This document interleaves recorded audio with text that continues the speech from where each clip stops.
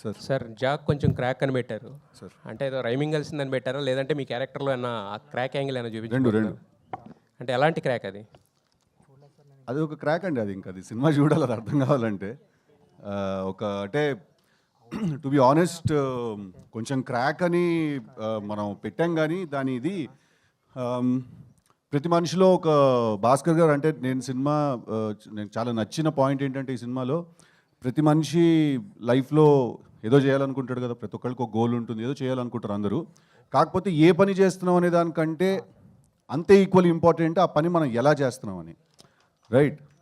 అది మనలో నుంచి మన ఇన్స్టింక్ట్, మన ఇంట్యూషన్ మనకు ఒకటి చెప్తుంది, నేను ఈ పని అయితే ఇలా చేస్తానని చెప్పి. ఇప్పుడు నేను ఏ పని చేస్తున్నాం అనే దాంతోపాటు ఈక్వల్ ఇంపార్టెంట్ ఆ పని ఎలా చేస్తున్నాం అని. సో ఎవడైనా ఇప్పుడు బయటకు వచ్చి మన దగ్గర నేను ఇలా ఎందుకు చేయాలి, ఇలా చేస్తాను, నాకైతే ఇలా చేయాలనిపిస్తుంది అంటే వాడు క్రాక్ అంటాం మనం వాడిని. సో అందుకే జాక్ క్రాక్ అనమాట.